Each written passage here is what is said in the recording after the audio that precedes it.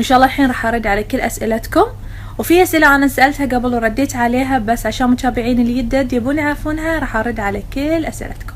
ليش ما شفناك إلا في مسلسل باب الريح؟ لأن باب الريح أول مسلسل حقي وانعرض في رمضان، بس ما أخذ حقه إعلاميا لأنه انعرض على قناة واحدة. يعني انطلاقتي الفعلية للفن في هالسنة اللي هي 2016 من مسلسل باب الريح، وصورت من بعدها مسلسل فستان عرس، وحاليا قاعدة أصور مسلسل حياة ثانية في دبي، بطولة النجم هدى حسين وإنتاج صباح بيكتشر والمخرج محمد القفاص، وإن شاء الله راح ينعرض شهر 1 على شنو أصلي؟ أنا بحرينية.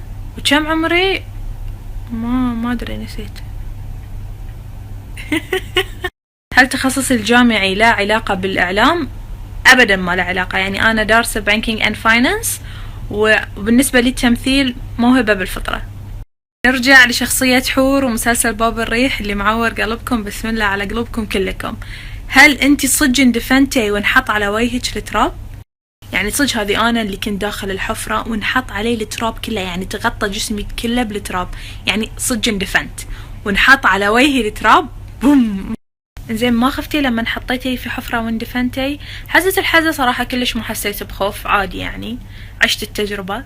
بس بعدين يمكن لأن احنا بعدين وايد طولنا في تصوير المشاهد هذه، فبعدين شوي حسيت بتعب في جسمي، وتميت طول 3 أو 4 أيام كلها ساكتة ما اتكلم. هل شخصية حور قريبة من إيمان الحسيني؟ أصلا إيمان الحسيني وحور واحد يعني وايد، بس إيمان الحسيني شوية فيها شطحات الهبل. واحدة من فانزاتي تسألني لو ما كان اسمك إيمان شنو كنتي راح تسمين نفسك؟ أحب اسمي وايد، ما راح كنت أسمي أي اسم ثاني غير إيمان، لأن نبي الحنان هي اللي مسميه. متى راح ينعرض مسلسل فستان عرس وين؟ ما عندي علم والله، بس إن شاء الله أول ما يوصلني خبر أكيد راح أقول لكم.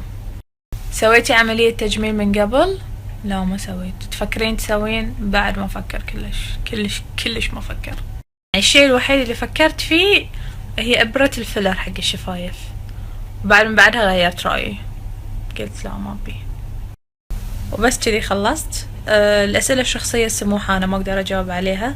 أي أمور فنية على راسي أكيد راح أجاوب على كل أسئلتكم. بس لحظة، في سؤال وايد أنسأله، يضحك السؤال، بس ليش تسألوني إياه؟ لا هو كم طولك؟ طولي 162.